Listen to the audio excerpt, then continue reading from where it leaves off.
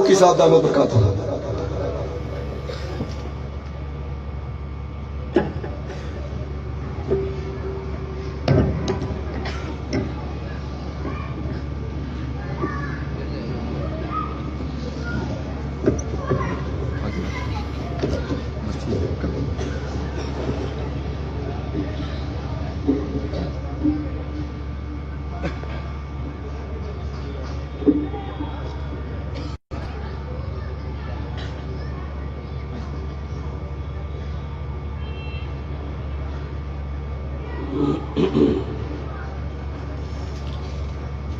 الحمد لله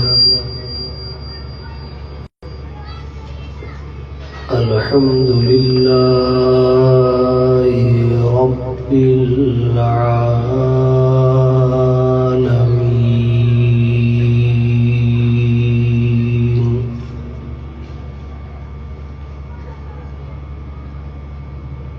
والعاقبة للمتقين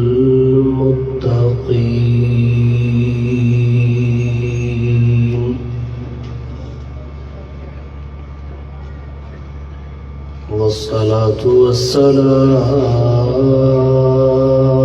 على رسوله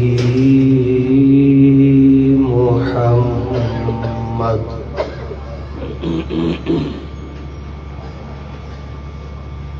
وعلى آله وصحبه أجمعين.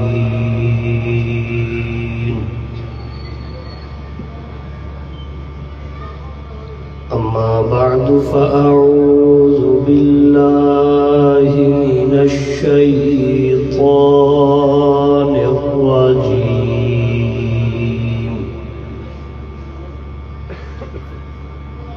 بسم الله الرحمن الرحيم.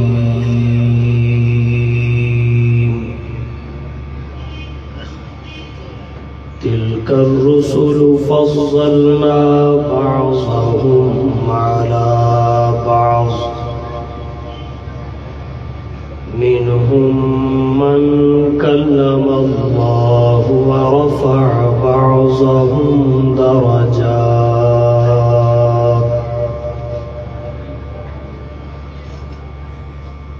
وقال الله تعالى في مقام آخر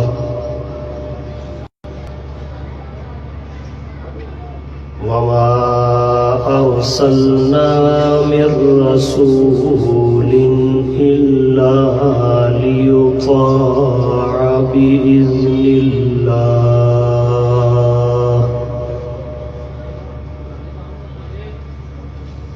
وقال النبي صلى الله عليه وسلم إنما بعثت لأتمم مكارم الأخلاق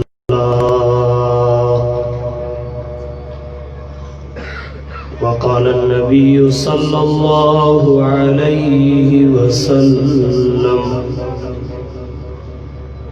من أحب سنتي فقد أحبني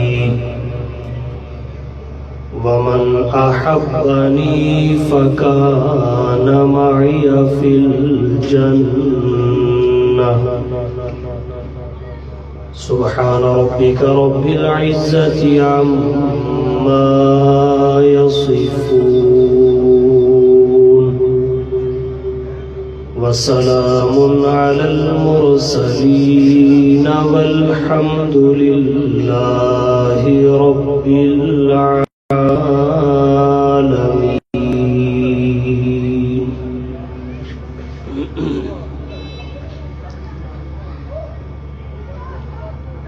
واجب الاحترام معزز علماء کرام، عزیز بھائیوں، دوستوں، بزرگوں، طالب علم ساتھیوں،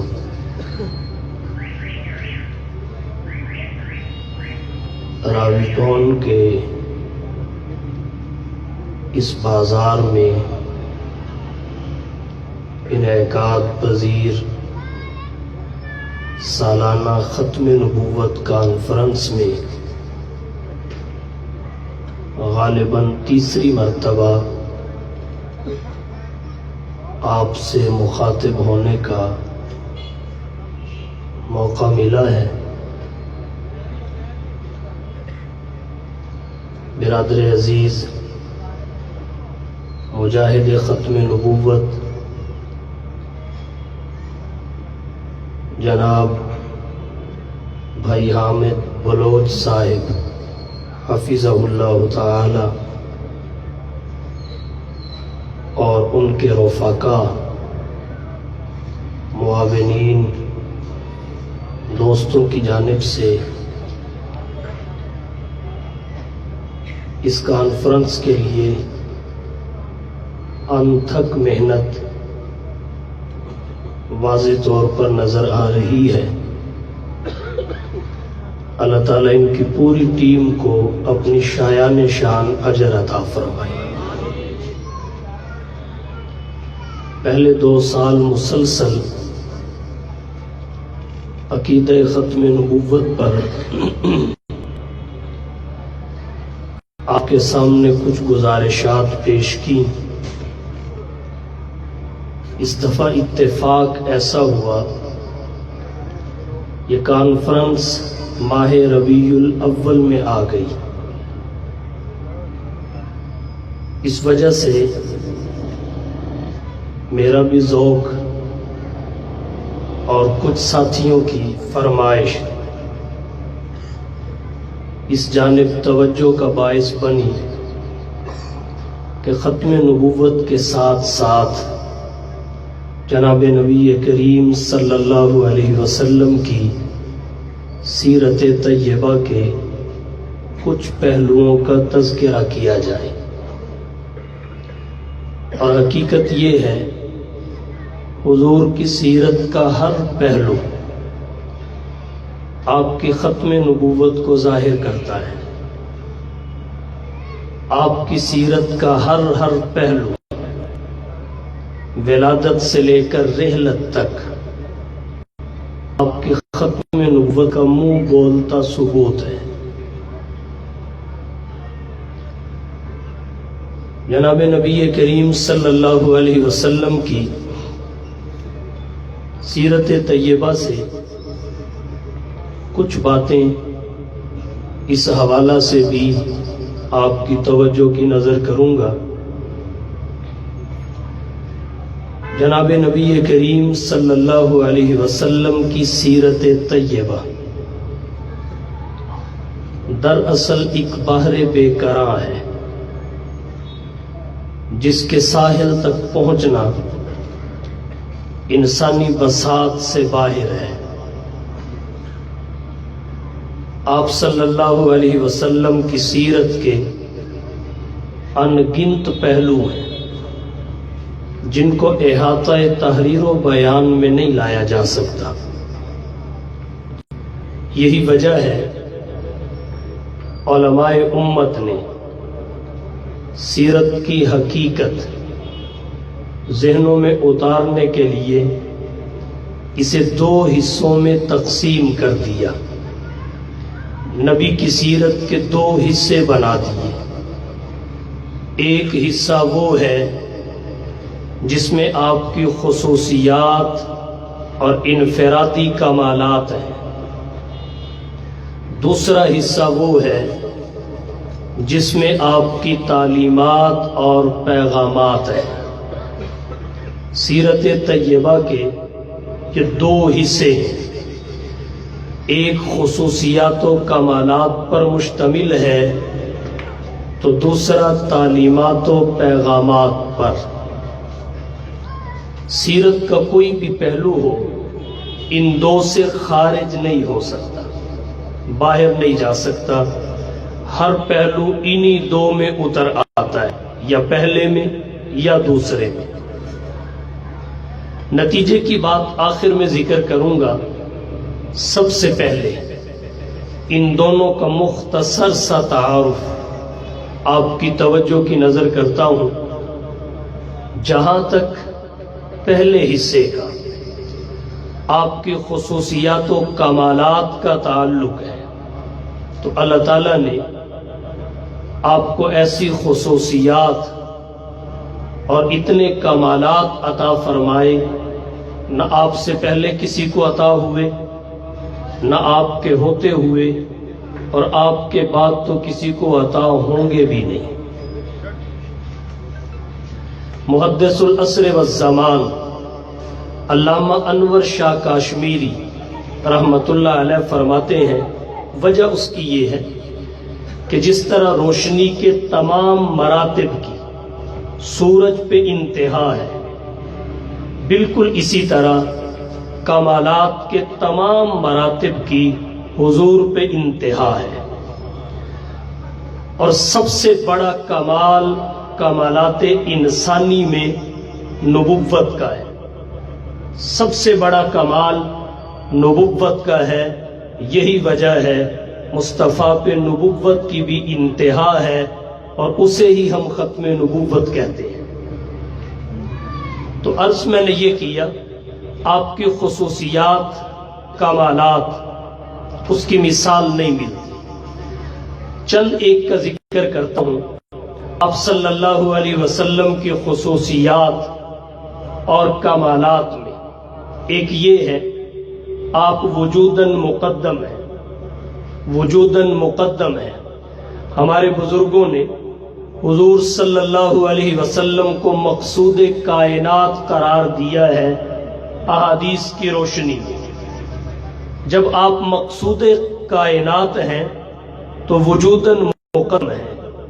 آپ صلی اللہ علیہ وسلم نے فرمایا اول ما خلق اللہ روحی، اللہ نے سب سے پہلے میری روح کو پیدا فرمایا. وجوداً مقدم ہے، ظہوراً مؤخر ہے. سلسلہ نبوت میں سب سے آخر میں آپ کی تشریف آوری ہوئی ہے. یہاں پر اگر کسی کے ذہن میں سوال پیدا ہو جب وجوداً مقدم ہے تو ظہوراً مؤخر کیوں، یا جب ظہوراً مؤخر ہے تو وجوداً مقدم کیوں؟ علماء نے لکھا ہے وجہ اس کی یہ ہے وجود میں تقدیم افضلیت کا باعث ہے، ظہور میں تاخیر افضلیت کا باعث ہے. وجود میں تقدیم، ظہور میں تاخیر افضلیت کا باعث ہے. اور اللہ تعالیٰ چاہتے یہ تھے کہ افضلیت میرے نبی کے در کی ہو کے رہ جائے. اس لیے آپ وجوداً مقدم ہیں، ظہوراً مؤخر ہیں، حصول نبوت کے اعتبار سے اول ہیں. حصول نبوت کے اعتبار سے اول ہیں. کیسے؟ بانی دار العلوم دیوبند، حجت الاسلام والمسلمین، قاسم العلوم والخیرات، منبع فیوز و برکات، صاحب آب حیات حضرت مولانا محمد قاسم نانوتوی رحمت اللہ علیہ فرماتے ہیں حضور کی نبوت ذاتی ہے، باقی انبیاء کی نبوت تو پھیلی ہے. اور یہ بات بدیہی ہے، ذاتی پہلے ہوتی ہے تو پھیلی بعد میں ہوتی ہے. اس وجہ سے نتیجہ یہ نکلا وجوداً مقدم ہے، ظہوراً مؤخر ہے، حصول نبوت کے اعتبار سے اول ہے. حصول نبوت کے اعتبار سے اول ہے. آپ کی خصوصیات، آپ کے کمالات کا کہاں تک تذکرہ کیا جائے؟ سب انبیاء کی نبوت تو پھیلی ہے، آپ کی ذاتی ہے. یہی بس نہیں، سب انبیاء کی محض نبوت ہے. آپ کی نبوت بھی ہے، ختم نبوت بھی ہے.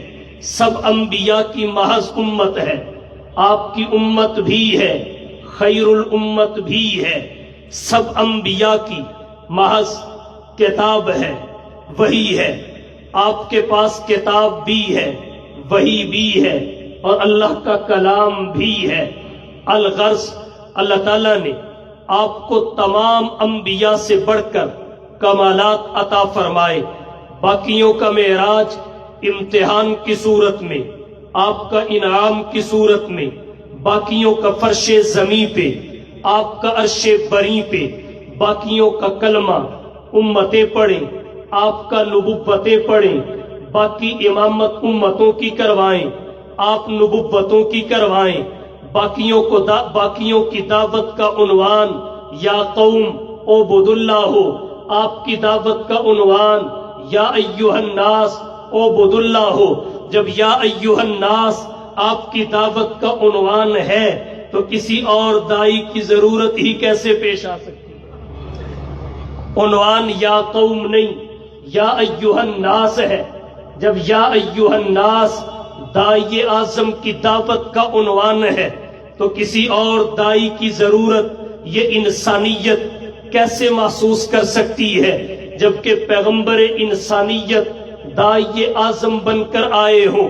تو عرض میں نے یہ کیا، اللہ نے جیسی خصوصیات آپ کو عطا فرمائی، جتنے کمالات آپ کو عطا فرمائے، وہ آپ ہی کا خاصہ ہے۔ اللہ کے نبی صلی اللہ علیہ وسلم کی خصوصیات حدیث کی کتابوں میں بکھری ہوئی ہے، تاریخ اور سیرت کی کتابوں میں بکھری ہوئی ہے۔ ایک خصوصیت یہ ہے، ولد مختونا، حضور صلی اللہ علیہ وسلم مختون پیدا ہوئے۔ حکیم الامت، مجدد الدین والملت حضرت مولانا اشرف علی تھانوی رحمت اللہ علیہ فرماتے ہیں، 3 اقوال میں سے ایک قول کے مطابق حضور صلی اللہ علیہ وسلم مختون پیدا ہوئے۔ جب آپ کی ولادت ہوئی، ناخن کٹے ہوئے تھے، بال بنے ہوئے تھے، آنکھوں میں سرما لگا ہوا تھا، زبان سے اللہ کی تعریف و توصیف اور حمد و ثنا کے ترانے اور قصیدے گونج رہے تھے، جبین نیاز کے تقدس کو اللہ کے دربار میں جھکا کے انسانیت کو یہ پیغام اور میسج دے رہے تھے، یہ ایک سجدہ جسے تو گرا سمجھتا ہے، یہ ایک سجدہ جسے تو گرا سمجھتا ہے، 1000 سجدوں سے دیتا ہے آدمی کو نجات۔ حضور کی خصوصیات، انفرادی کمالات کے کیا کہنے؟ ولد مختونا، پیدا ہوئے تو مختون تھے۔ ما وقع ظلہ علی الارض، نبی کا سایہ تھا مگر اللہ نے زمین پہ نہیں پڑنے دیا۔ ما ظہر بولہ علی الارض، اللہ نے نبی کے بول و براز کو ظاہر کبھی نہیں ہونے دیا۔ یہ حضور صلی اللہ علیہ وسلم کی خصوصیت ہے۔ ہمارے بزرگوں نے، اکابر اور اسلاف نے نبی کے فضلات کو بھی پاک لکھا ہے۔ اس سے بڑھ کے ایک بات آپ کی توجہ کی نظر کرنے لگا ہوں، علماء تشریف فرما ہے، صاحب مظاہر حق نے کتاب الطہارت کی ایک روایت کے تحت یہ بات لکھی ہے کہ نبی کی زندگی میں ایسے ایام بھی آئے کہ حضور رات کو پیشاب کے لیے باہر تشریف نہیں لے جا سکتے تھے، تو اللہ کے نبی کی چارپائی کے پاس ایک پیالہ ہوتا تھا، حضور اس پیالے میں پیشاب کر دیتے، صبح کسی کو فرماتے، وہ اسے گرا کے بہا کے آ جاتا۔ ایک دن اللہ کے نبی نے ایک صحابی سے فرمایا کہ یہ پیالہ باہر گرا کے آ جاؤ، خالی کر کے لے آؤ۔ اللہ کے نبی کا صحابی گیا، اس نے جا کے اسے پی لیا، احساس تک نہ ہوا، اس میں تعفن اور بدبو نام کی شے کوئی نہیں تھی۔ جیسے ہی اللہ کے نبی کی خدمت میں پی کر آیا، اس کے جسم سے خوشبو کے مہکار بلند ہونے لگے، اور یہ اس تک بند نہیں رہے بلکہ اللہ نے کئی نسلوں میں جاری کر دیے۔ یہ حضور صلی اللہ علیہ وسلم کی خصوصیات ہیں، انفرادی کمالات ہیں۔ ولد مختونا، آپ مختون پیدا ہوئے۔ ما وقع ظلہ علی الارض، آپ کا سایہ بھی زمین پہ نہیں پڑا۔ ما ظہر بولہ علی الارض، آپ کا بول و براز بھی اللہ نے زمین پہ ظاہر نہیں ہونے دیا۔ لم یجلس الذباب علیہ قط، آپ کے جسد اطہر پہ اللہ نے مکھی بھی نہیں بیٹھنے دی۔ ولم یتصاءب قط، نبی کو جمائی بھی کبھی نہیں آئی۔ ولم یحتلم قط، سوتے ہوئے اللہ کے نبی کے کپڑے بھی ناپے ناپاک کبھی نہ ہوئے. لم یہدب دابۃ رکیبہا قط، جس سواری پہ قدم رکھ دیا اس نے نافرمانی کبھی نہیں کی، بدکنے کا نام کبھی نہیں لیا. اللہ کے نبی کی خصوصیات کے کیا کہنے. کان اذا جلس بین قوم کتفاہ اعلی منہ، جب مجلس میں بیٹھتے کوئی کتنا ہی دراز قد کیوں نہ ہوتا، صاحب قد کیوں نہ ہوتا، مصطفیٰ سے چھوٹا اور مصطفیٰ ہر کسی سے لمبے نظر آتے. کان ینظر من خلفہ کما ینظر من امامہ، پیچھے سے بھی ویسے ہی دیکھتے جیسے آگے سے دیکھتے. جب مشکات شریف میں یہ روایات آتی ہیں تو حدیث کے شارحین لکھتے ہیں اللہ کے نبی کی یہ شان نماز کے اندر ہوتی تھی، آگے سے بھی دیکھتے تھے پیچھے سے بھی دیکھتے تھے، نماز کے بعد قائم نہیں رہتی تھی. بہرحال یہ بھی اللہ کے نبی کی خصوصیت ہے. کان ینظر من خلفہ کما ینظر من امامہ. اللہ کے نبی کے کمالات کے کیا کہنے. تنام عیناہ ولا ینام قلب، جب مصطفیٰ سوتے نبی کی آنکھیں تو سوتی تھیں لیکن دل پھر بھی بیدار رہتا. یہی وجہ ہے جب نبی کا انتقال پرملال ہوا، وفات حضرت آیات ہوئی، صحابہ کی مقدس جماعت کہہ رہی تھی حضور وفات پا چکے ہیں، مگر حضرت عمر ماننے کو تیار نہیں تھے. اس اختلاف کی وجہ کیا تھی؟ محقق علماء فرماتے ہیں اس اختلاف کی وجہ یہ تھی کہ صحابہ کی نظریں مصطفیٰ کی آنکھوں پہ تھی، مصطفیٰ کی آنکھیں سو جاتی تھیں، اور حضرت عمر کی نظر مصطفیٰ کے دل پہ تھی اور دل مصطفیٰ بیدار رہتا ہے.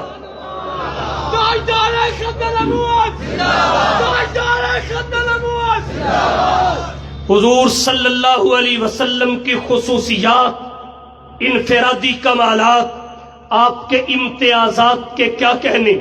آپ وہ ہستی ہیں اللہ تعالیٰ نے جس کے پسینے سے بدبو کو ختم کر کے خوشبو کو پیدا کر دیا. آپ کے پسینے میں بدبو نہیں تھی. حدیث شریف میں آتا ہے صحابہ کرام فرماتے ہیں یعرف النبی بطیب ریحہ، نبی علیہ السلام اپنی خوشبو سے پہچانے جاتے تھے. صحابہ کرام فرماتے ہیں ہمیں جب پتہ نہ چلتا حضور کس گلی سے گزر کے گئے ہیں، ہم گلیوں میں چل کے دیکھ لیتے تھے. جو گلی خوشبو سے مہک رہی ہوتی تھی ہم اس میں چلنا شروع کر دیتے تھے، اللہ کے نبی تک پہنچ جاتے تھے. یہ حضور صلی اللہ علیہ وسلم کی خصوصیات ہیں. اللہ نے نبی کے منہ سے نکلنے والے لعاب کو تعفن سے پاک پیدا کیا. ہم میں سے کوئی بھی شخص یہ جسارت اور ہمت نہیں کر سکتا کہ اپنا لعاب اپنی ہی ہتھیلی پہ رکھے دوبارہ پھر اپنے ہی منہ میں نگل جائے. کوئی بھی یہ ہمت کرنے کو تیار نہیں ہے. ہتھیلی بھی اپنی ہے، لعاب بھی اپنا ہے، دوبارہ رکھنا بھی اپنے منہ میں ہے، لیکن اپنے سے اپنے آپ کو تعفن اتنا محسوس ہوتا ہے کہ آج تک کس نے ایسا نہیں کیا ہوگا. لیکن کیا کہنے. محمد مصطفیٰ احمد مجتبیٰ حبیب کبریا فخر الانبیاء سید الورا شمس الضحیٰ بدر الدجا رہبر و رہنما لا یمکن الثنا مکین گنبد خضرا بلغ العلا کشف الدجا.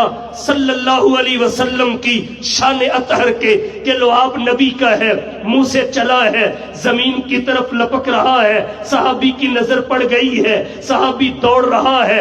صحابی کی تیزی کا اندازہ کیجئے. لعاب منہ سے نکل کے زمین پہ پہنچا ہے، صحابی پہلے پہنچ گیا نبی کے لعاب کے نیچے. اس نے اپنی ہتھیلی کو کر لیا ہے نبی کے لعاب کے نیچے، اس نے اپنے ہاتھوں کو کر لیا ہے اور نبی کے لعاب کو اپنی ہتھیلی میں لے کے اپنے چہرے پہ مل لیا ہے، اپنے دہن میں رکھ لیا ہے، اپنے سینے پہ مل لیا ہے. یہ نبی کے کمالات ہیں. اللہ کے نبی صلی اللہ علیہ وسلم وضو فرماتے ہیں. عروہ بن مسعود ثقفی کے تاثرات کو پڑھیے، سیرت کی کتابیں بتاتی ہیں. عروہ بن مسعود جب حدیبیہ کے مقام پہ آیا تھا اس نے واپس جا کے کیا کہا تھا کہ تم نبی اور اصحاب نبی سے کبھی بھی نہیں جیت سکتے، غالب نہیں آ سکتے. میں کیسر کے دربار میں گیا، میں کسرا کے دربار میں گیا، نجاشی کے دربار میں گیا، لیکن جو عقیدت نبی کی اصحاب نبی کے ہاں دیکھی ہے کسی کے ہاں نہیں دیکھی.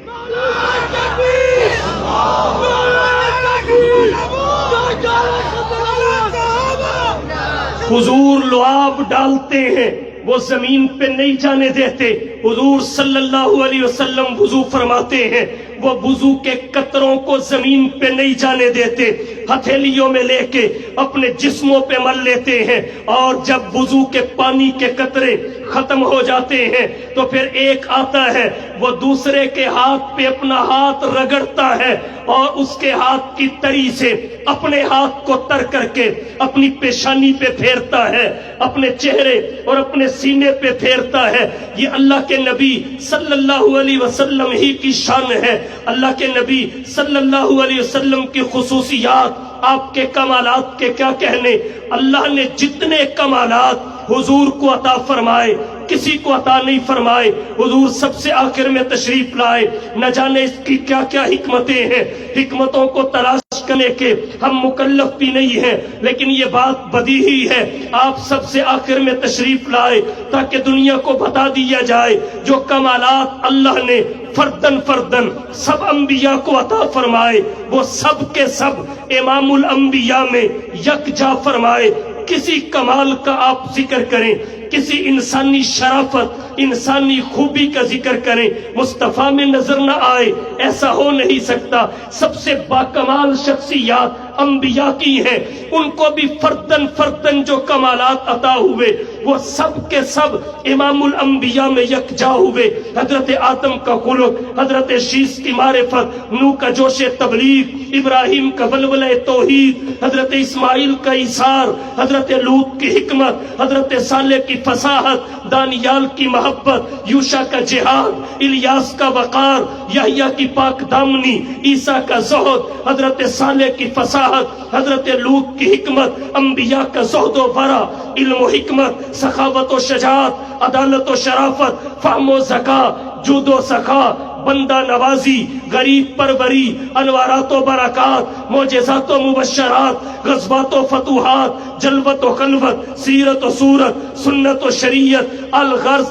جو کمالات انبیاء کو عطا ہوئے وہ کہیں بڑھ کر امام الانبیاء کو عطا ہوئے۔ اگر کوئی شخص حضور کے کمالات کو سمٹا، حضور کے کمالات کو پھیلا ہوا دیکھنا چاہے، آدم تا عیسیٰ سب انبیاء کو دیکھے، سب کے کمالات کو سمٹا ہوا دیکھنا چاہے، پھر اکیلے محمد مصطفیٰ کو دیکھے۔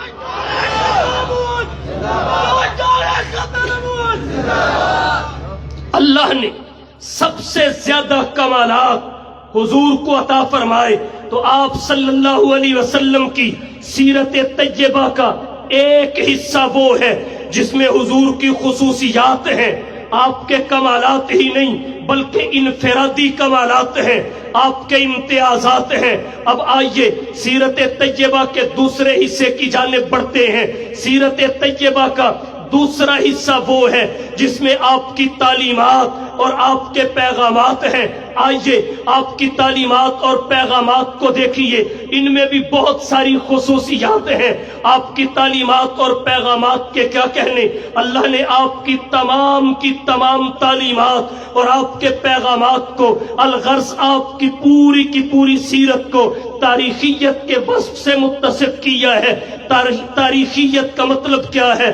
مطلب تاریخیت کا یہ ہے کہ حضور کی سیرت، آپ کی تعلیمات، پیغامات، آپ کے ارشادات کوئی افسانوی کردار نہیں ہے، بلکہ اللہ نے اپنے نبی کی ایک ایک ادا کو محفوظ کیا ہے۔ اللہ نے اپنے نبی کی ایک ایک ادا کی حفاظت کروائی ہے۔ نبی کی کچھ ادائیں وہ تھیں جو نبی کے گھر میں ظاہر ہوتی تھیں، نبی کی کچھ ادائیں وہ تھیں جو گھر سے باہر ظاہر ہوتی تھیں۔ اسے آپ یوں کہہ لیں، نبی کی ادائیں نبی کے گھر میں بھی ظاہر ہوئیں، نبی کی ادائیں نبی کے در پہ بھی ظاہر ہوئیں۔ امت کے لیے ان اداؤں کی حفاظت بھی ضروری تھی جو نبی کے گھر پہ ظاہر ہوئیں، ان کی حفاظت بھی ضروری تھی جو نبی کے در پہ ظاہر ہوئیں۔ اللہ نے اپنے نبی کو دو طبقے عطا کیے، دونوں جگہوں کی اداؤں کی حفاظت کے لیے، گھر کی اداؤں کی حفاظت کے لیے اہل بیت نبوت کا انتخاب کیا، در کی اداؤں کی حفاظت کے لیے جماعت صحابہ کا انتخاب کیا۔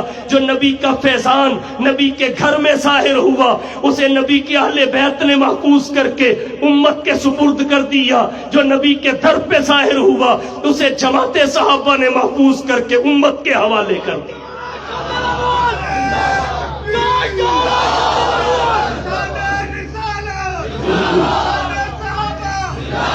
عرض میں یہ کر رہا ہوں، اللہ کے نبی صلی اللہ علیہ وسلم کی تعلیمات، آپ کے پیغامات، بلکہ آپ کی پوری سیرت کو اللہ تعالیٰ نے تاریخیت عطا فرمائی۔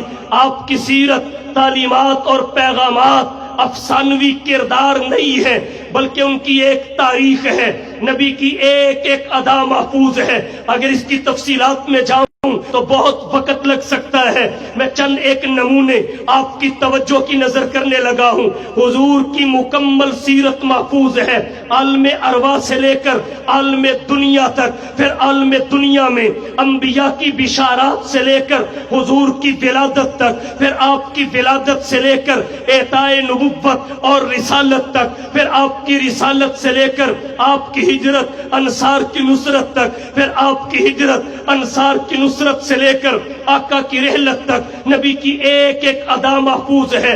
حضور صلی اللہ علیہ وسلم کی عالم ارواح میں کیا دھج تھی، کتابوں میں محفوظ ہے۔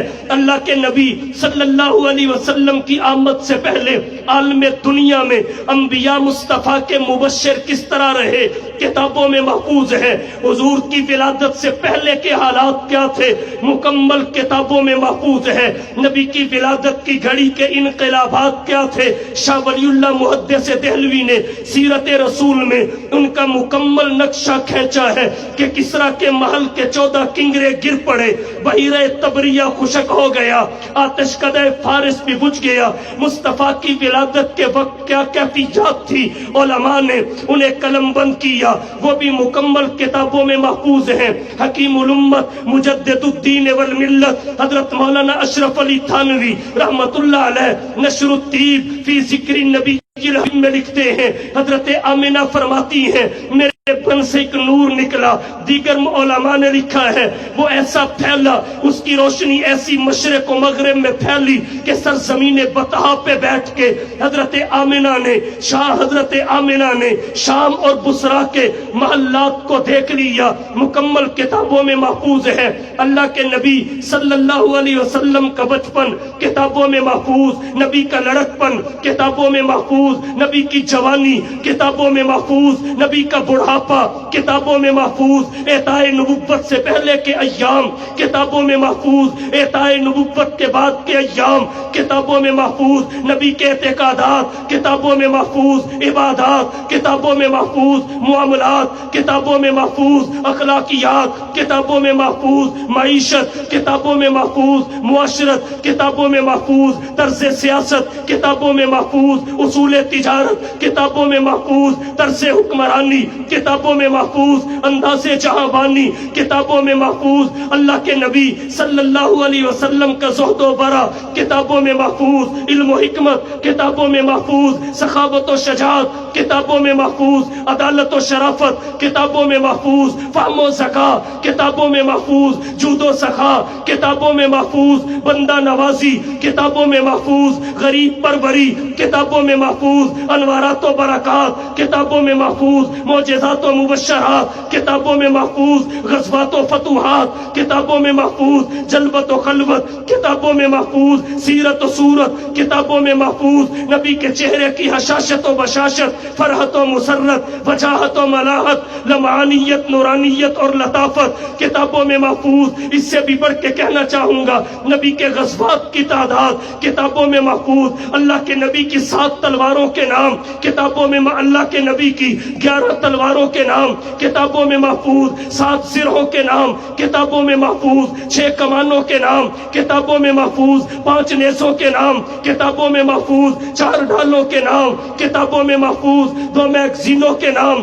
کتابوں میں محفوظ، 7 گھوڑوں کے نام کتابوں میں محفوظ، 3 اونٹنیوں کے نام کتابوں میں محفوظ۔ ابن حجر اسقلانی فرماتے ہیں نبی کی پسند کتابوں میں محفوظ، حبب الی من دنیاکم ثلاث النساء والطیب وقرۃ عینی فی الصلاۃ۔ اللہ کے نبی صلی اللہ علیہ وسلم کے 21 سفید بالوں کی تعداد کتابوں میں محفوظ، اللہ کے نبی کے کھائے ہوئے کا وزن 4 من 20 سیر کتابوں میں محفوظ الغرض واحد ہستی جناب محمد مصطفیٰ احمد مجتبیٰ حبیب کبریا فخر الانبیاء سید الورا شمس الضحیٰ بدر الدجا رہبر و رہنما لا یمکن الثنا مکین گنبد خضرا بلغ العلا کشف الدجا آمینہ کے لال محبوب رب ذوالجلال صاحب الحسن والکمال کی ہے جس کی مکمل ادائیں اللہ نے محفوظ کرا دی ہیں۔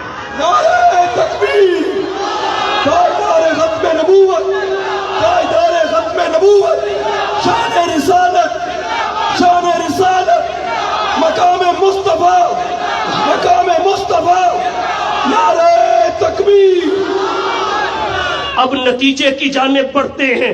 انبیاء اور بھی ہیں، رسول اور بھی ہیں، پیغمبر اور بھی ہیں، لیکن کسی کی ادائیں محفوظ نہیں ہے، کسی کی زندگی محفوظ نہیں ہے، کسی کی سیرت محفوظ نہیں ہے، کسی کا کردار محفوظ نہیں ہے۔ صرف آمینہ کے لال کی زندگی، تعلیمات، پیغامات، ارشادات، سیرت و کردار مکمل محفوظ کیوں ہے؟ بلکہ نبی کی زندگی تو نبی کی زندگی رہی۔ جس راوی نے نبی کی ایک بات بھی آگے نقل کی، روایت کی، اسماء الرجال کے فن کے ماہرین نے اس کا بھی مکمل زندگی کا ڈیٹا کتابوں میں محفوظ کر کے کتابیں شائع کی ہیں، تاکہ نبی کی بات نقل کرنے والے کی زندگی کی حفاظت سے ہی دنیا اندازہ کر لے کہ نبی پہ اترنے والا قرآن کتنا محفوظ ہوگا، اس نبی کی سیرت، تعلیم، شریعت کا پیغام کتنا محفوظ ہوگا۔ تو میں عرض یہ کرنا چاہ رہا ہوں، حضرت آدم صفی اللہ سے لے کر حضرت عیسیٰ روح اللہ تک حضور سے پہلے 1,24,000 کم و بیش انبیاء دھرتی پہ آئے، کسی کی زندگی محفوظ نہیں، کسی کی سیرت محفوظ نہیں، کسی کا کردار محفوظ نہیں۔ اگر کسی کی زندگی کے کچھ واقعات ہمارے سامنے موجود ہیں تو اس کی وجہ بھی اللہ کے نبی پہ اترنے والا قرآن ہے، یا نبی کی زبان سے صادر ہونے والا نبی کا فرمان ہے۔ حضرت عیسیٰ کا بچپن محفوظ ہے تو قرآن کی بدولت ہے، حضرت موسیٰ کا بچپن محفوظ ہے تو قرآن کی بدولت ہے، حضرت اسماعیل کا بچپن محفوظ ہے تو قرآن کی بدولت ہے، حضرت ابراہیم کی سیرت کچھ محفوظ ہے تو قرآن کی بدولت ہے، حضرت مریم کا تذکرہ محفوظ ہے تو قرآن کی بدولت ہے، انبیاء بنی اسرائیل کا تعارف محفوظ ہے کسی حد تک تو وہ قرآن کی بدولت ہے۔ الغرض آپ سے پہلے انبیاء، مرسلین اور پیغمبروں میں سے اگر کسی کا کوئی واقعہ، کسی کی زندگی کا کوئی حصہ اور پہلو محفوظ ہے تو وہ ہمارے نبی کی برکت سے ہے۔ نعرہ تکبیر، تاجدار ختم نبوت، تاجدار ختم نبوت، شان رسالت، شان رسالت۔ سوال یہ ہے حضور ہی کی سیرت و کردار مکمل محفوظ ہے۔ آپ سے پہلے 1.25 لاکھ کے قریب انبیاء آئے، کسی کی سیرت و کردار مکمل تو کیا اس کا 10واں حصہ بھی محفوظ نہیں۔ صرف وہی جو اللہ کا قرآن یا نبی کا فرمان اپنی جھولی اور گود میں لے آیا۔ اس کی وجہ کیا ہے؟ وجہ یہ ہے کہ پروردگار عالم نے جس سلسلہ نبوت کو حضرت آدم صفی اللہ سے شروع کیا، جس سلسلہ نبوت کو حضرت آدم علیہ السلام سے چلایا، حضور پہ آ کے اس سلسلہ نبوت کی تکمیل ہو رہی تھی، حضور پہ آ کے اس سلسلہ نبوت کی انتہا ہو رہی تھی، لیکن قیامت ابھی آنا نہیں تھی، قیامت بہت دور کھڑی تھی، درمیان میں نبی بھی کوئی نہیں آنا تھا۔ اب اس انسانیت نے اللہ کی مرضی کے مطابق زندگی گزارنا ہے، اس انسانیت نے اللہ کی منشا کے مطابق اپنے ایام گزارنے ہیں۔ ان کے لیے کوئی تعلیم، ضابطہ اور قانون چاہیے تھا، ان کے لیے کوئی آئیڈیل ہونا چاہیے تھا، نمونہ ہونا چاہیے تھا، ان کے سامنے پوری کی پوری کوئی شریعت ہونا چاہیے تھی۔ پہلی شریعتیں محفوظ نہیں، کیونکہ ایک کے بعد دوسرا نبی آ گیا، دوسرے کے بعد تیسرا آ گیا، حضور کے بعد آنا کسی نے نہیں تھا، قیامت دور تھی، درمیان میں انسانیت کے لیے ایک طویل زمانہ اللہ نے عطا کرنا تھا۔ اب اس زمانے میں یہ ایسی شریعت کے گویا کے محتاج تھے جس پہ عمل کر سکیں، وہ مکمل محفوظ ہو تو اللہ نے اپنے نبی کی مکمل سیرت کو، کردار کو محفوظ کر کے اس امت اور انسانیت کے حوالے کیا کہ اب حضور کی سیرت و کردار مکمل محفوظ ہے، کسی اور کی بات پہ کان نہیں دھرنے، مصطفیٰ کی سیرت پہ عمل کرنا ہے، سیدھے جنت پہنچ جاؤ گے۔ نعرہ تکبیر، تاجدار ختم نبوت، تاجدار ختم نبوت۔ حفاظت کی ایک حکمت یہ ہے کہ نہ نبوت ہے، نہ حضور کے بعد شریعت ہے، نہ نبوت ہے نہ شریعت ہے۔ جب یہ آخری نبوت، آخری امت، آخری شریعت ہے تو حفاظت اس آخریت کا تقاضا ہے، حفاظت اس آخریت کا تقاضا ہے۔ اس لیے پروردگار عالم نے حضور کی مکمل زندگی کو محفوظ کیا۔ ایک جماعت کو نبی کے گھر پہ بٹھا دیا، دوسری کو نبی کے در پہ بٹھا دیا۔ گھر والی جماعت کو اہل بیت کہتے ہیں، در والی جماعت کو صحابہ کہتے ہیں۔ جو گھر میں نبی کے منہ سے صادر ہوا، عمل سے ظاہر ہوا، اسے گھر والی جماعت نے نہیں جانے دیا۔ جو در پہ ظاہر اور صادر ہوا، اسے در والی جماعت میں نہیں جانے دیا۔ یہی وجہ ہے اہل سنت والجماعت نبی کے صحابہ ہوں یا نبی کے اہل بیت دونوں کو حجت مانتے ہیں۔ نبی کے صحابہ ہوں یا نبی کے اہل بیت دونوں سے محبت ایمان کی بقا کا ذریعہ سمجھتے ہیں۔ نبی کے صحابہ پہ ایمان بھی ضروری ہے، اہل بیت نبوت پہ ایمان بھی ضروری ہے۔ جس طرح چہرے کا حسن دو آنکھیں ہیں، اسی طرح اسلام کا حسن صحابہ و اہل بیت دونوں طبقے ہیں۔ نعرہ تکبیر، تاجدار ختم نبوت، شان رسالت، شان صحابہ، شان اہل بیت۔ ایک بات اور آپ کی توجہ کی نظر کرنے لگا ہوں، وہ یہ تمام انبیاء کی سیرتوں میں سے، تعلیمات میں سے صرف مصطفیٰ کی سیرت، آپ کی تعلیمات محفوظ ہیں۔ اس کی دوسری وجہ کیا ہے؟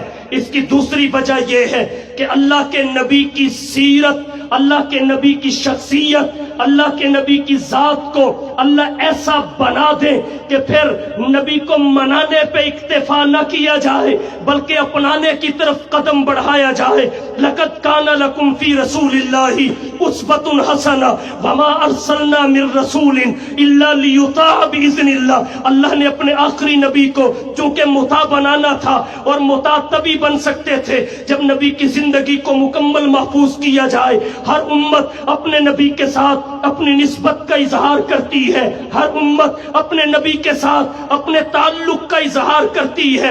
اب باقی امتوں نے اپنے نبی کے ساتھ اپنے تعلق کا اظہار، نسبت کا اظہار کیسے کیا؟ اپنے نبی کا یوم ولادت منا کر۔ کیوں؟ اس وجہ سے کہ ان کے نبی کی سیرتیں محفوظ نہیں، ان کے نبی کا کردار محفوظ نہیں، جس پہ عمل کر کے وہ اپنے نبی کے ساتھ اپنی نسبت اور محبت کو ظاہر کرتے۔ مجبوراً پھر اس راستے کو چنا۔ لیکن ہمارے نبی کی شان ختم نبوت کی برکت سے کیا ہے؟ اللہ نے اپنے نبی کی ایک ایک ادا کو محفوظ کیا تاکہ مسلمانوں کی کوئی مجبوری نہ رہے، ان کا کوئی عذر نہ رہے۔ یہ اپنے نبی سے نسبت کا اظہار کریں تو کیسے؟ نبی کو منا کے نہیں بلکہ اپنے نبی کو اپنا کے۔ ان کے چہرے پہ پگڑی ہو، اللہ کے نبی سے نسبت کا اظہار ہوگا۔ ان کے سر پہ پگڑی ہو، نبی سے نسبت کا اظہار ہوگا۔ چہرے پہ داڑھی ہو، نبی سے نسبت کا اظہار ہوگا۔ ان کے معاملات شریعت کے مطابق ہو، نبی کی تعلیمات اور سنت کے موافق ہو، نبی سے نسبت کا اظہار ہوگا۔ آخر کہہ رہا ہوں، مسلمانوں کی مجبوری نہیں ہے، ہماری کوئی مجبوری نہیں ہے۔ ہمارے نبی کی مکمل سیرت محفوظ ہے، مکمل تاریخ محفوظ ہے، نبی کی مکمل زندگی محفوظ ہے۔ نبی سے تعلق، نسبت، محبت کا اظہار ہمیں نبی کو اپنا کے ہی کرنا چاہیے۔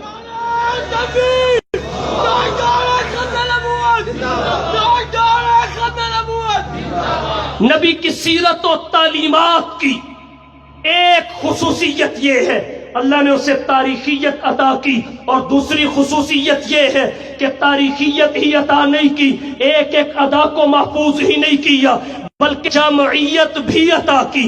جامعیت کا کیا مطلب؟ نبی کی تعلیمات کو، نبی کے سیرت و کردار کو اللہ نے ایسا بنا دیا کہ وہ انسانی زندگی کے تمام شعبوں میں ہر انسان کی رہنمائی کرتی ہے۔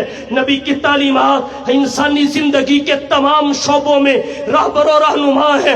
اپنے سکول و کالج اور یونیورسٹی کے طلباء سے خاص طور پہ یہ بات عرض کرنے لگا ہوں، آج دنیا نے جتنی بھی ترقی کی، سائنس نے جتنی بھی ترقی کی، ٹیکنالوجی نے جتنی بھی ترقی کی، لیکن آج بھی کوئی مسئلہ، نئے سے نیا مسئلہ، دنیا کا کوئی عقل مند، دنیا کا کوئی عصری تعلیم یافتہ، دنیا کا کوئی تجدد پسند ایسا پیش نہیں کر سکا جس کا حل 1400 سال پہلے جناب محمد مصطفیٰ نے پیش نہیں کر دیا۔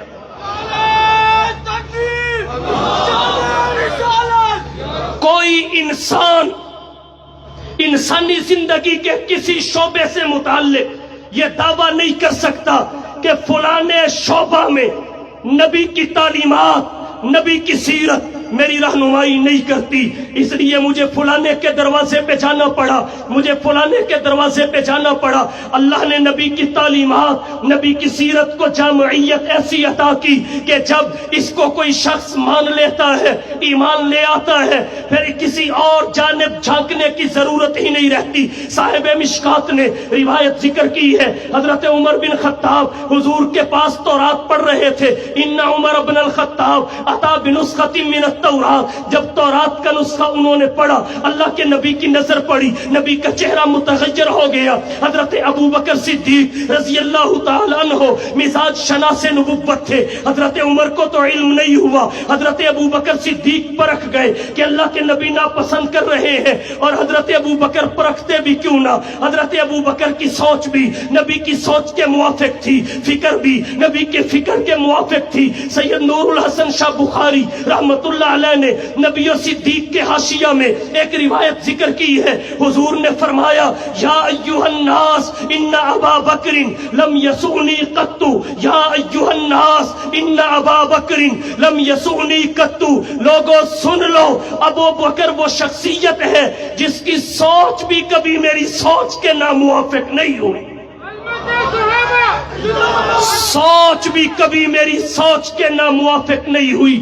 اللہ کے نبی کی اس چہرے سے کیفیت کو حضرت ابو بکر نے پرکھا، حضرت عمر کو کوہنی مار کے کہا ذرا اللہ کے نبی کی کیفیات کو دیکھیے، حضرت عمر بھی سمجھ گئے۔ صاحب مشکات کہتے ہیں فوراً حضرت عمر بن خطاب نے وہ جملے دہرائے جن سے نبی کا غصہ ہرن ہو جاتا تھا، رضیت باللہ ربا وبالاسلام دینا وبمحمد صلی اللہ علیہ وسلم نبی و رسولا۔ جب یہ بات حضرت عمر بن خطاب نے کہی، نبی کا غصہ جاتا رہا، پھر نبی نے حضرت عمر کو نصیحت کیا کی، اے عمر لو کان موسیٰ حیا ما وسعہ الا اتباعی، اگر آج موسیٰ بھی زندہ ہوتے جن پہ تورات اتری ہے، اگر آج اللہ کا کلیم بھی زندہ ہوتا جن پہ تورات نازل ہوئی ہے، وہ بھی تورات کو نہ پڑھتا، میری اتباع کرتا۔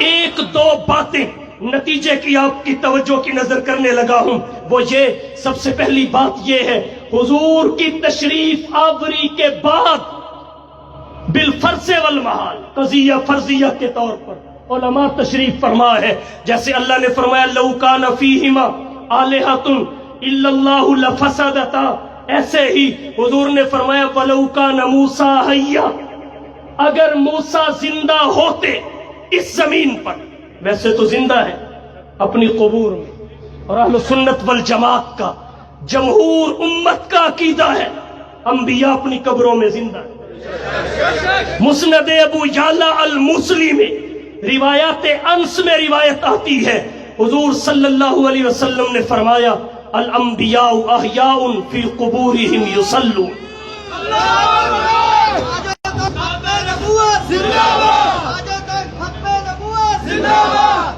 تشریف رکھیں بھائی، تشریف رکھیں، نعرہ تکبیر، تاج و تخت ختم نبوت، تاجدار ختم نبوت۔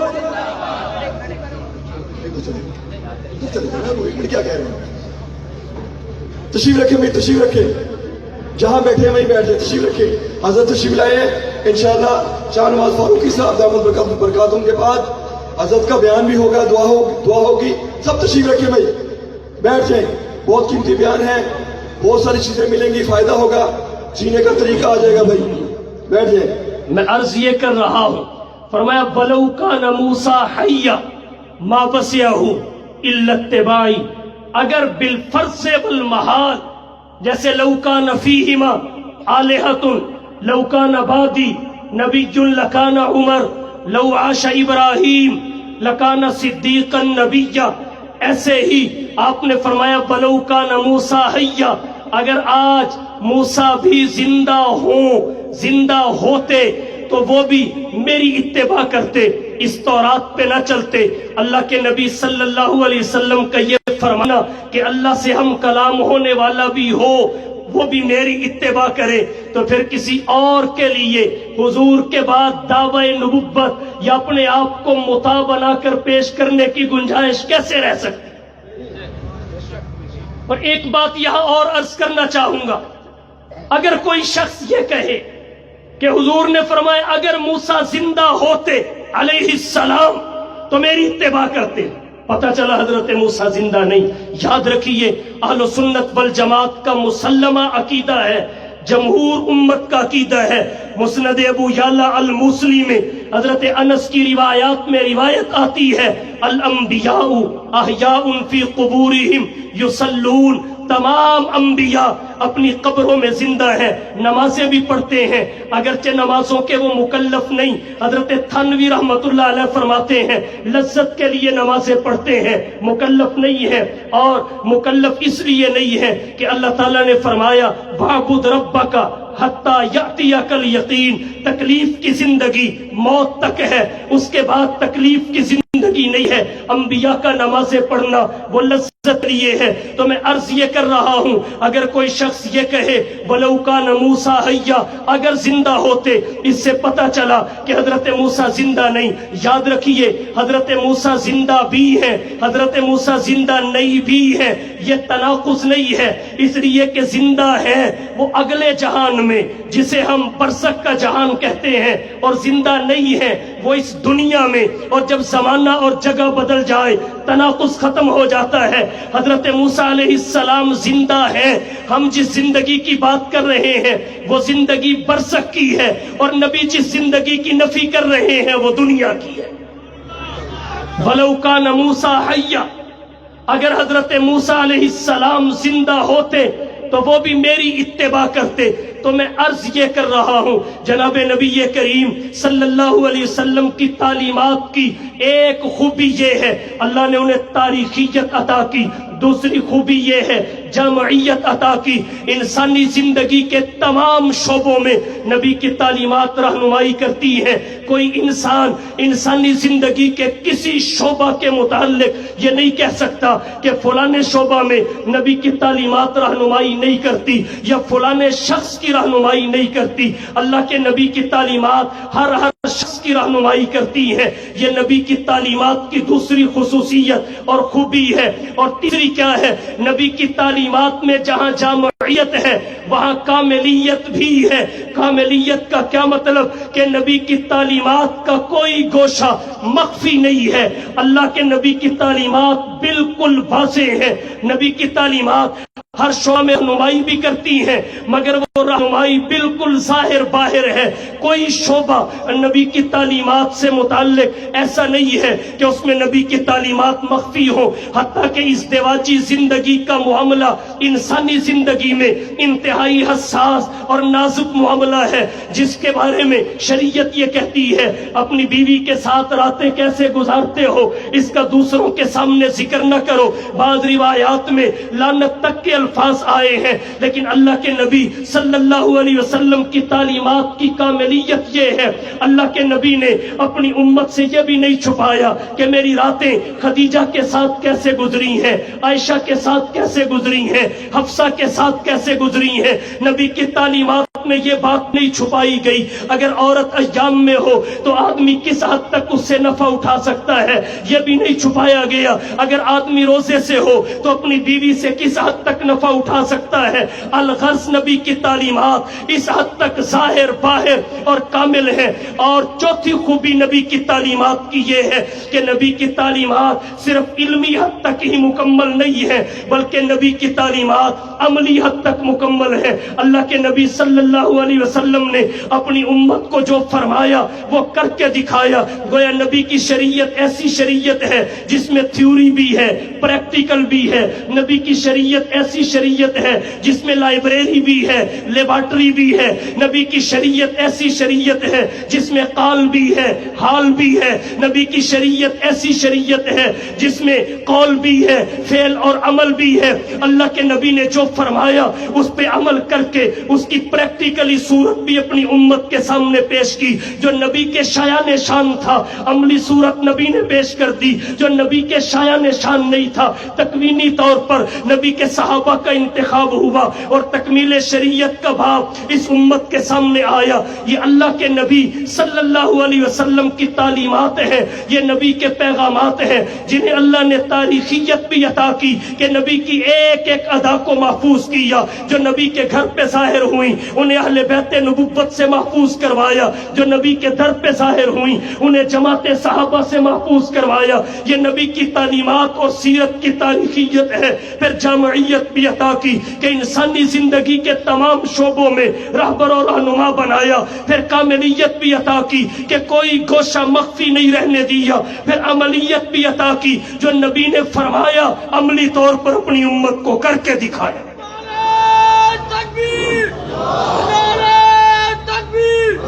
تاکہ میرا کوئی بھی نام لینے والا کشکول گدائی لے کر غیر کے دروازے پہ پھرتا دکھائی نہ دے۔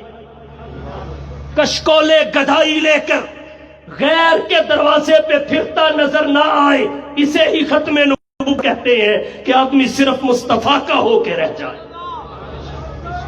اسے ہی ختم نبوت کہتے ہیں کہ آدمی صرف مصطفیٰ کا ہو کے رہ جائے۔ کسر کون سی ہے؟ کسر کون سی ہے؟ کمی کون سی ہے؟ نقص کون سا ہے کہ جس کو ہم کہیں اور دیکھتے ہیں تو وہاں وہ نظر نہیں آتا؟ اگر مکمل شخصیت ہے تو مصطفیٰ کی مکمل شخصیت ہے تو مصطفیٰ کی مکمل کتاب ہے تو بھی مصطفیٰ کی مکمل شریعت ہے تو بھی مصطفیٰ۔ اللہ کے نبی کی سیرت کے یہ دو حصے ہیں اور یہ دونوں کے دونوں حضور کی ختم نبوت کا اظہار کر رہے ہیں۔ ایک بات میں اور عرض کرتا ہوں، اللہ نے اپنے نبی کو دو نام عطا فرمائے۔ ہر نبی کا ذاتی نام ایک ہے، حضور کے ذاتی نام دو ہیں۔ عبد المطلب نے محمد نام رکھا اور حضرت آمنہ نے احمد نام رکھا، دونوں ذاتی نام ہیں۔ دونوں نبی کی ختم نبوت کا اظہار کرتے ہیں، نام سے ختم نبوت ظاہر ہے۔ آپ کہیں گے کیسے؟ ایک دو منٹ میں اس بات کو مکمل کر کے اختتامیہ کی جانب بڑھتے ہیں۔ ایک نام محمد ہے، دوسرا نام احمد ہے۔ ہر نبی کا ذاتی نام ایک ہے، امام الانبیاء کے ذاتی نام دو ہیں۔ محمد عبد المطلب نے رکھا اور احمد بذریعہ خواب بشارت پا کر مورخین فرماتے ہیں حضرت آمنہ نے رکھا۔ ہر نبی کا ذاتی نام ایک، کیونکہ وہ زمین پر نبوت کا ڈنکا بجانے کے لیے آیا تھا، وہ بھی ساری پر نہیں، حضور کے دو، تاکہ پتہ چلے آپ زمین کے لیے بھی ہیں، آسمانوں کے لیے بھی ہیں۔ پھر آپ کے دونوں ذاتی نام محمد اور احمد، ان کا مادہ حمد ہے، حامیم دال مادہ حمد ہے، اور اس مادے کی خصوصیت یہ ہے یہ جس لفظ میں آئے اس میں آخریت اور خاتمیت کا معنی پیدا ہو جاتا ہے، اس میں آخریت اور خاتمیت کا معنی پیدا ہو جاتا ہے۔ آپ کہیں گے دلائل، آئیے چند دلائل آپ کی توجہ کی نظر کرتا ہوں۔ جب ہم کھانا کھانا شروع کرتے ہیں اس وقت دعا یہ پڑھتے ہیں بسم اللہ وعلا برکت اللہ، اور جب کھانا اپنی انتہا کو پہنچ جاتا ہے، وہ آخر میں پہنچ جاتا ہے، تمام ہو جاتا ہے، اس وقت کیا پڑھتے ہیں؟ الحمدللہ الذی اطعمنا وسقانا وجعلنا من المسلمین۔ اس میں لفظ حمد آیا، یہ آخریت اور تمامیت کو ظاہر کر رہا ہے۔ جب واش روم میں جاتے ہیں اس وقت اللہم انی اعوذ بک من الخبث والخبائث، اور جب کام مکمل ہو جاتا ہے اس وقت ہم کیا کہتے ہیں؟ الحمدللہ الذی اذهب عنی الاذى وعافانی۔ جب سفر پہ نکلتے ہیں اس وقت کیا کہتے ہیں؟ سفر پہ نکلتے وقت کہتے ہیں سبحان الذی سخر لنا ھذا وما كنا له مقرنین۔ لیکن جب سفر تمام ہو جاتا ہے اس وقت کیا پڑھتے ہیں؟ آئبون تائبون لربنا حامدون۔ اس میں بھی مادہ حمد ہے۔ اس سے آگے بڑھ کے کہنا چاہوں گا جب جنتی جنت میں پہنچ جائیں گے، اللہ کا فیصلہ مکمل ہو جائے گا، قرآن کہتا ہے قضی بینہم بالحق وقیل الحمدللہ رب العالمین۔ اس وقت کہا جائے گا الحمدللہ رب العالمین۔ مادہ حمد ہے، آخریت اور خاتمیت کا معنی دے رہا ہے۔ تو لفظ حمد یہ مادہ جہاں بھی آتا ہے، جس لفظ میں آتا ہے، خاتمیت اور آخریت کے معنی پیدا کر دیتا ہے۔ اللہ نے نبی کو محمد نام دیا، اس میں بھی مادہ حمد ہے۔ احمد نام دیا، اس میں بھی مادہ حمد ہے، تاکہ دنیا کو پتہ چلے جس سلسلہ نبوت کا آغاز آدم صفی اللہ سے ہوا تھا، اس کا اختتام محمد الرسول اللہ پہ ہو گیا۔ نعرہ تکبیر، تاجدار ختم نبوت، تاجدار ختم نبوت۔ ایک بات اور کہنا چاہوں گا، وہ یہی وجہ ہے کہ حامیم دال یہ مکمل مادہ تمام انبیاء کے ناموں کی فہرست کو دیکھیے، کھنگالیے، آپ کو اگر ملے گا تو صرف مصطفیٰ کے نام نامی اس میں گرامی میں ملے گا۔ حضور کے علاوہ اکٹھا حامیم دال کسی نبی کے نام میں نظر نہیں آئے گا۔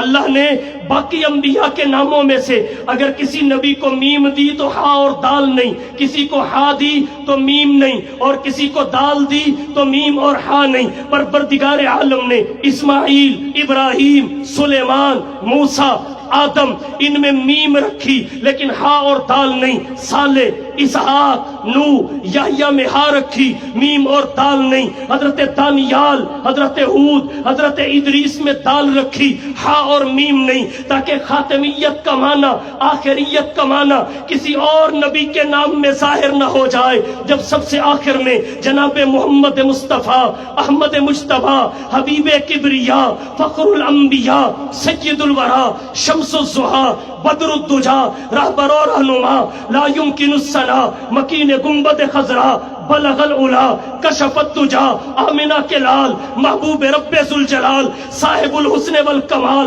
نبوت کے ساتھ ختم نبوت کا تاج پہن کر آئے تو اللہ نے محمد دیا، اس میں بھی مادہ حمد، اللہ نے احمد دیا، اس میں بھی مادہ حمد، تاکہ دنیا کو پتہ چل جائے سلسلہ نبوت میں یہ آخری ہے، باقیوں کے آنے سے قصر نبوت کی تعمیر ہوئی ہے، اس کے آنے سے تکمیل ہو گئی ہے۔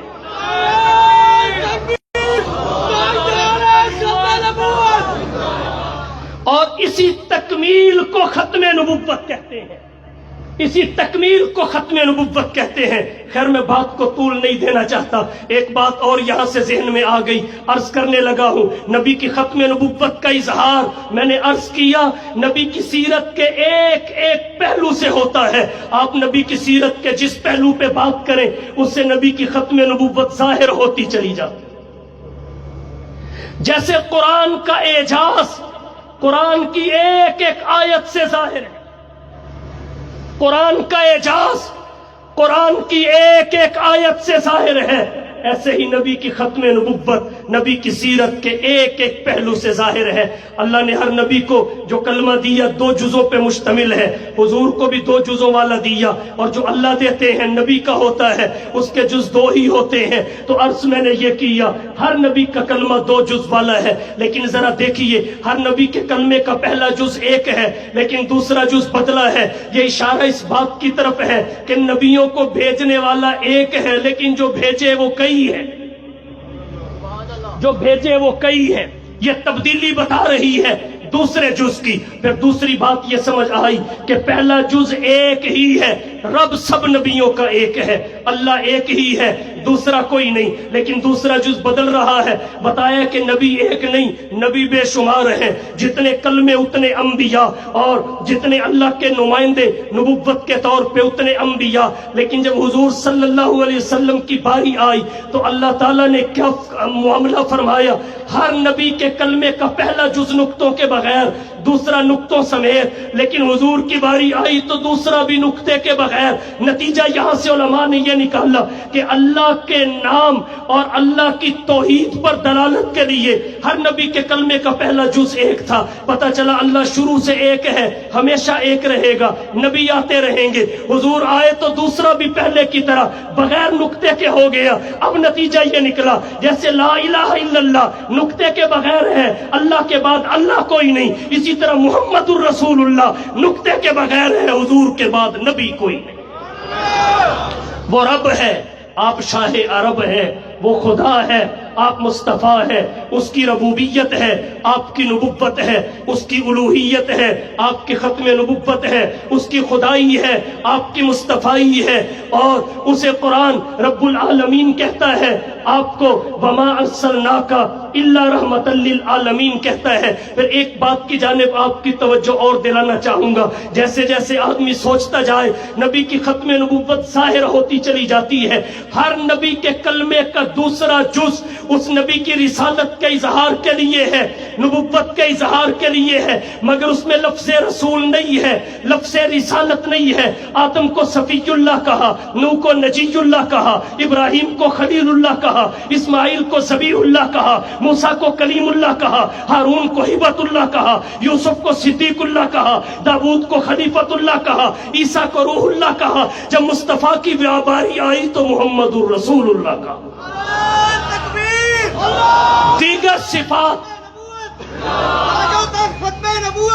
दीगर सिफात है जिनसे सिफत रिसालत का इजहार जरूर होता है, मगर लफ्ज़ रिसालत नहीं है, लफ्ज़ रसूल नहीं है। जब हुजूर आए, तशरीफ लाए, तो अल्लाह ने और आपके बड़े अलकाबात थे, आपकी बड़े औसाफ थे, आपके सिफाती नाम और बड़े थे, लेकिन आप सल्लल्लाहु अलैहि वसल्लम को रसूलुल्लाह फरमाया गया।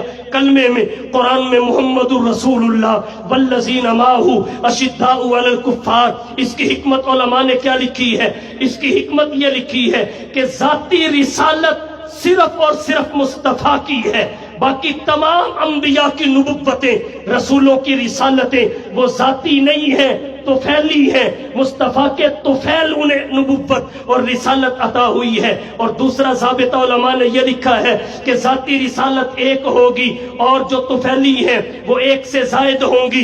तीसरा ज़ाबिता यह लिखा कि जब तक जाती रिसालत नहीं आएगी तुफैली रिसालतें आती रहेंगी, और जब जाती रिसालत आ जाएगी फिर तुफैली रिसालत नहीं आएगी, वो उससे पहले मुकम्मल हो जाएंगी। मेरा सवाल ये है कि हुजूर के बाद अगर कोई शख्स दावा नबुव्वत करता है, उसकी रिसालत जाती है या अताई तो फैली?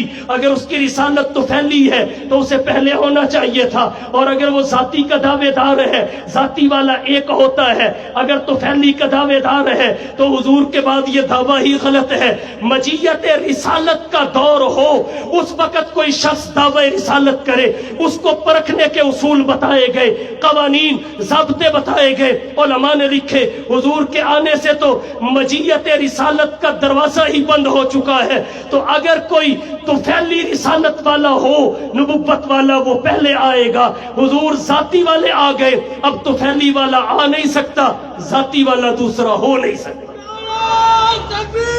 जाती वाला एक होता है, इसलिए फरमाया मुहम्मदुर रसूलुल्लाह। सिफत रसूल, सिफत रिसालत सिर्फ हुजूर सल्लल्लाहु अलैहि वसल्लम के कलमा में जिक्र की गई। तो आपके दो नाम हैं, एक मोहम्मद, दूसरा अहमद। अल्लाह ने दोनों का मादा हम्द रखा है ताकि आपके नाम से भी आपकी खत्म नबुव्वत का इजहार हो। अगर किसी के जहन में सवाल पैदा हो, उधर भी तो मादा हम्द है, गुलाम अहमद, उसमें भी मादा हम्द है, तो क्या वो भी नबी और रसूल है?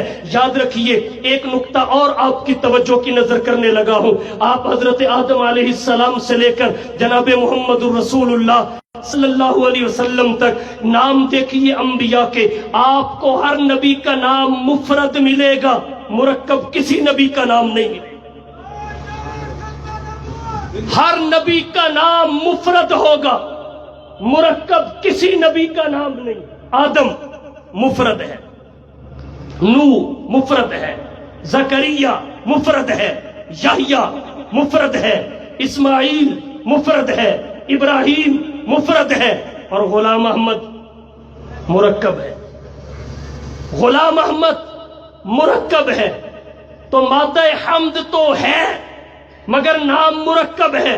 یہ بتا رہا ہے یہ نبیوں کے ناموں میں نہیں ہے، نبیوں کے ناموں میں نہیں ہے۔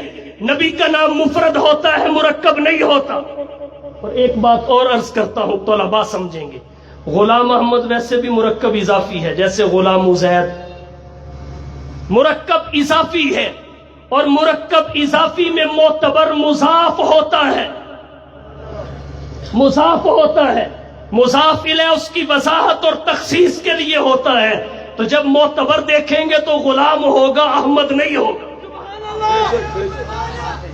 غلام ہے، احمد جس کا نام ہے اسی کا نام ہے، جس کا نام ہے اسی کا نام ہے۔ اور ایک بات اور عرض کرتا ہوں، نبی کی بہت ساری نشانیاں ہیں۔ میں نے پہلے سال جو گفتگو کی وہ ان ظاہری نشانیوں پہ کی تھی۔ مجیت رسالت کا دور چل رہا ہو، اگر کوئی دعوی نبوت کرے تو اس میں کون کون سی نشانیاں ہوں گی جن سے پہچانا جائے گا یہ اللہ کا نبی ہے، میں نے اس پہ سیر حاصل گفتگو کی تھی۔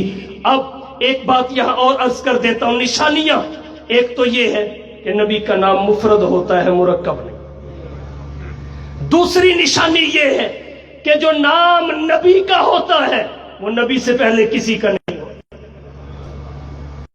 جو نام نبی کا ہوتا ہے، یہ اپنے سکول و کالج اور یونیورسٹی کے طلباء کو آسان پہچان بتا رہا ہوں۔ نبی کا جو نام ہوگا نبی سے پہلے کسی کا نہیں ہوگا۔ یہی وجہ ہے آدم سے پہلے آدم کوئی نہیں، نوح سے پہلے نوح کوئی نہیں، موسیٰ سے پہلے موسیٰ کوئی نہیں، عیسیٰ سے پہلے عیسیٰ کوئی نہیں، ابراہیم سے پہلے ابراہیم کوئی نہیں، اسماعیل سے پہلے اسماعیل کوئی نہیں، محمد سے پہلے محمد کوئی نہیں۔ مورخین نے لکھا ہے لم یکن شائعا بین العرب ھذا الاسم لم یکن شائعا بین العرب، یہ نام عرب میں نہیں رکھا جاتا تھا۔ حضرت قاضی زاہد الحسینی رحمت اللہ علیہ نے با محمد با وقار میں اس کی 2 وجہ لکھی ہے کہ حضور سے پہلے یہ نام کیوں نہیں تھا۔ فرمایا اس کی ایک وجہ یہ ہے کہ اگر یہ نام حضور سے پہلے بھی کسی کا ہوتا تو اس نام کے ذریعے خواہ محمد ہو یا احمد ہو، پہلی آسمانی کتابوں میں آخری نبی کی بشارتیں دی گئی ہیں۔ اگر یہ نام حضور سے پہلے کسی کو مل جاتا تو کوئی ان بشارتوں کا مستحق اسے نہ سمجھ لیتا جو حقیقت میں بشارتوں کا مستحق نہیں تھا۔ اس لیے اللہ نے حضور سے پہلے حضور کا نام کسی کو نہیں دیا۔ اور دوسری وجہ کیا ہے؟ حضرت قاضی زاہد الحسینی رحمہ اللہ فرماتے ہیں دوسری وجہ یہ ہے اگر نبی کا نام نبی سے پہلے کسی کو مل جائے پھر نبی کا وہ نام آئے تو کوئی کہے گا فلانے کو دیکھ کر رکھا، اور یہ کسی بھی نبی کی شایان شان نہیں۔ اللہ اپنے نبی کو وہ نام دیتے ہیں جو اس سے پہلے کسی کا نہیں ہوتا، اور پھر جب نبی کا ہوتا ہے پھر بہت ساروں کا ہوتا ہے، بہت ساروں کا ہوتا ہے۔ نبی کی اتباع میں ہوتا ہے، محبت میں ہوتا ہے، نبی سے نسبت، محبت اور تعلق کے اظہار کے لیے ہوتا ہے۔ تو اس لیے حضور سے پہلے محمد کوئی نہیں، اور غلام احمد سے پہلے کتنے غلام احمد ہیں؟ کتنے؟ یہ وہ مسئلہ ہے جس کے لیے اگرچہ اللہ نے قرآن میں 100 آیات اتاری ہے، مفتی اعظم پاکستان حضرت مفتی محمد شفیع رحمت اللہ علیہ نے 100 آیات ختم نبوت کامل میں ان کی نشاندہی کی ہے۔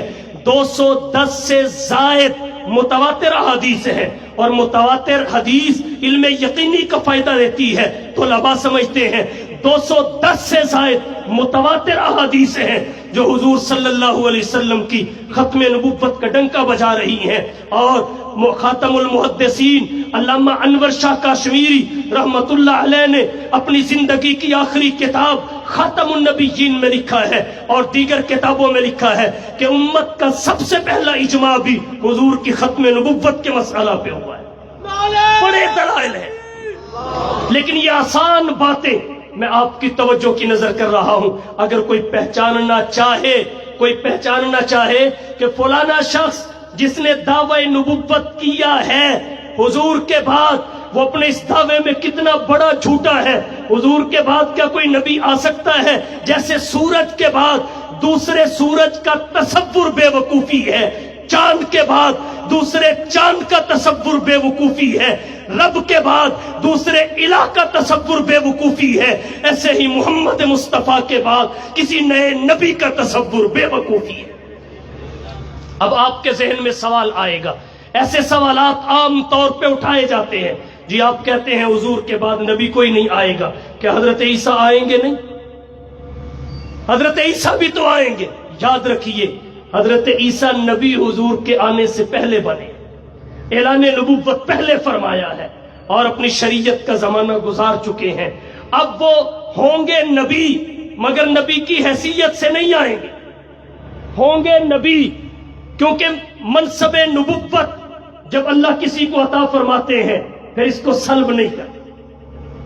मनसब दो किस्म के हैं, एक वहबी, एक कसबी। नबुव्वत और सहाबियत ये वहबी मनसब, और कसबी होंगे नबुव्वत और सहाबियत ये वहबी मनसब है। एक बात यहां और अर्ज करता हूं, कसबी मनसब पे तनकीद होती है, वहबी मनसब पे तनकीद नहीं होती, अताई मनसब पे तनकीद नहीं होती। वहबी और अताई मनसब पे तनकीद अता करने वाले पे तनकीद होती है। यही वजह है हमारे अकाबिर बुजुर्गों और असलाफ ने हमारी तरबियत ये की है, न किसी नबी पर तनकीद जायज है, न नबी के किसी सहाबी पर तनकीद जायज। अहले सुन्नत वल जमात अंबिया को भी तनकीद से बालातर मानते हैं और असहाबे मुस्तफा को भी तनकीद से बालातर मानते हैं। कसबी मनसब पे डॉक्टर पे तनकीद करो, कसबी मनसब है। इंजीनियर पे तनकीद करो, कसबी मनसब है। दीगर मनासिब पे न नबुव्वत पे तनकीद हो सकती है न सहाबियत। और जो वहबी मनसब हो, न उस पे तनकीद न उसका सल्ब। मुतकल्लिमीन फरमाते हैं अगर नबुव्वत और सहाबियत का सल्ब हो जाए, ये सल्ब अल्लाह की जानिब जहालत की निस्बत को जायज करार देता है। ताल अल्लाहु अन ज़ालिका उलुव्वन कबीरा, अल्लाह ताला इज से भी बुलंद है, पाक है, जहल से भी बुलंद और पाक। अल्लाह जिसे नबुव्वत और सहाबियत देते हैं वो उसे ही देते हैं जो उसके तकाजे पूरे करने वाला होता है। यही वजह है अल्लामा इब्ने तैमिया रहमतुल्लाह अलैह ने अस्सारिमुल मसलूल अला शातिमिर रसूल में सहाबा के बारे में लिखा है, मर रज़ियल्लाहु अन लम यस्खुत अलैहि अबदन, अल्लाह जिससे रजा का ऐलान कर दे उससे नाराज कभी नहीं होते। अल्लामा इब्ने अब्दुल बर ने अल-इस्तियाब फी मारिफतिल असहाब में लिखा है, अल्लाह रजा का ऐलान करते ही उससे होते हैं जो मरते दम तक रजा के मूजबात को पूरा करने वाला होता है। तो ना नबुव्वत और सहाबियत का सल्ब है और ना ही ये कसबी मनसब है, सल्ब नहीं। हजरत ईसा अलैहिस्सलाम आएंगे जरूर, नबी होंगे, मगर अपनी तालीमात पे अमल नहीं करेंगे। इसकी मिसाल आप मांगे तो क्या हो सकती है? हमारे मुल्क का सदर, वजीर आजम मुल्क से बाहर जाता है, किसी भी मुल्क में जाता है, उसका मनसबे विजारत और सदारत बाकी रहता है। मनसबे विजारत और सदारत बाकी रहता है, सल्ब नहीं होता। लेकिन जहां वो जाता है वहां जाके वहां के कवानीन को फॉलो करता है, पाकिस्तान के कवानीन पे अमल नहीं करता। यही वजह है हजरत ईसा अलैहिस्सलाम जब आएंगे, नबुव्वत उन्हें पहले मिली है, ऐलान नबुव्वत पहले किया है, अपनी शरीयत का जमाना गुजार चुके हैं। अब वो दूसरी उम्मत गोया दूसरे मुल्क और दूसरे जमाने में आ रहे हैं। मनसबे नबुव्वत तो मौजूद होगा, बाकी और कायम होगा, क्योंकि ये सल्ब नहीं होता, मगर वो अमल حضور کی شریعت کریں گے، اپنی شریعت پہ نہیں کریں۔ اور پھر ایک بات اور نقطے کی عرض کرتا ہوں، حضرت مجدد الفسانی رحمت اللہ علیہ فرماتے ہیں کہ اس شریعت کے مسائل دو طرح کے ہیں، کچھ منصوص ہیں، کچھ غیر منصوص ہیں۔ منصوص مسائل میں کسی امام کی تقلید نہیں ہوتی، غیر منصوص مسائل میں مجتہد اجتہاد کرتا ہے، غیر مجتہد یعنی مقلد وہ تقلید کرتا ہے۔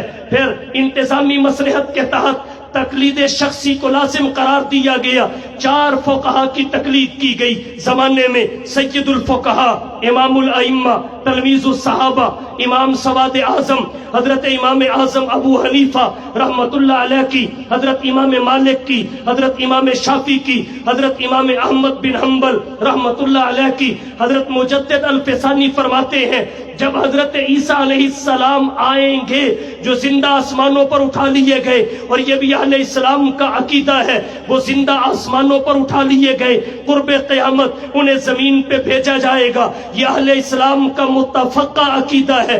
حضرت عیسیٰ علیہ السلام جس وقت اس دھرتی پہ تشریف لائیں گے تو حضرت مجدد فرماتے ہیں غیر منصوص مسائل میں ایک قول کے مطابق وہ امام ابو حنیفہ کی تقلید کریں گے، ان کے مقلد ہوں گے، اور دوسرا قول یہ ہے جسے پہلے قول کی بنسبت زیادہ مؤدب قرار دیا گیا، وہ قول یہ ہے کہ وہ خود مجتہد ہوں گے لیکن ان کا اجتہاد خود بخود غیر منصوص مسائل میں امام ابو حنیفہ کے اجتہاد کے موافق ہو جائے گا۔ جب نبی حضور کے بعد آئے جو پہلے اپنا زمانہ گزار چکا ہے وہ بھی حضور کی شریعت پہ عمل کرے۔ حضرت موسیٰ کے بارے میں حضور فرمائیں وَلَوْ كَانَ مُوسَىٰ حَيًّا مَا وَسِعَهُ إِلَّا اتِّبَاعِي، تو پھر اور کس منہ سے حضور کے بعد دعوی نبوت کر سکتا ہے جن کی نبوت مسلم ہے؟ جب ان کے بارے میں معاملہ یہ ہے تو پھر کوئی کیسے دعوی نبوت کر کے اس امت میں عزت پا سکتا ہے، انسانیت میں عزت پا سکتا ہے؟ اس لیے میں آپ سے گزارش کروں گا ہماری دنیا کی کامیابی، آخرت کی کامیابی حضور صلی اللہ علیہ وسلم کو نبی ہی نہیں آخری نبی ماننے میں ہے۔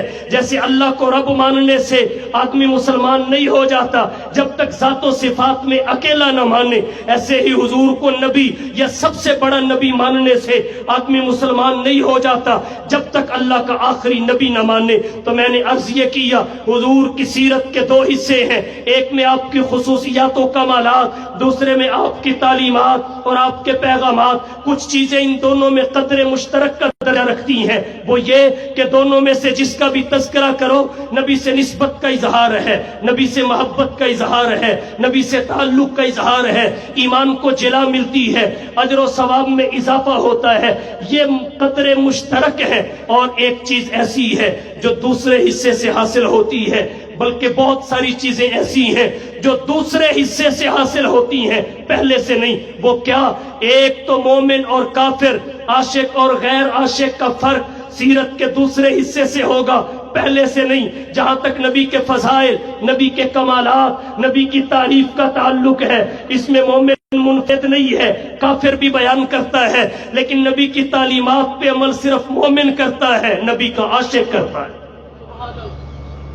ایک اس وجہ سے دوسرا حصہ اہم ہے، اور دوسرا اس وجہ سے کہ ہماری عملی زندگی کا تعلق سیرت کے پہلے حصے سے نہیں ہے، وہ سیرت طیبہ کے دوسرے حصے سے ہے۔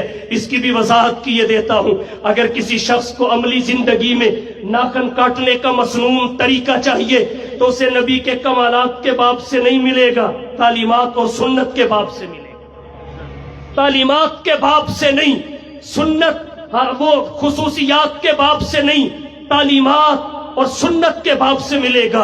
ازدواجی زندگی کے مسائل چاہتا ہے، کمالات کے باب سے، خصوصیات کے باب سے نہیں، نبی کی تعلیمات اور سنت کے باب سے ملے گا۔ اور نبی کریم صلی اللہ علیہ وسلم کی تعلیمات تاریخیت، جامعیت، کاملیت، عملیت سے متصف ہے، اور یہ حضور کی ختم نبوت کا ایک انوکھے طریقے سے اظہار ہے۔ اللہ تعالی ہم سب کو اپنے نبی صلی اللہ علیہ وسلم کی ختم نبوت پر کامل ایمان، اس کا کامل اظہار اور اس کا کامل دفاع کرنے کی ہمت، توفیق اور حوصلہ عطا فرمائے۔ آخر میں یہی کہوں گا، آؤ دوستو ایک کام کریں، آؤ دوستو ایک کام کریں، اسوہ مصطفیٰ کو عام کریں، جن سے ہوتا ہے زمانے میں اجالا، ان چراغوں کا اہتمام کریں۔ وآخر دعوانا ان الحمدللہ۔ ماشاءاللہ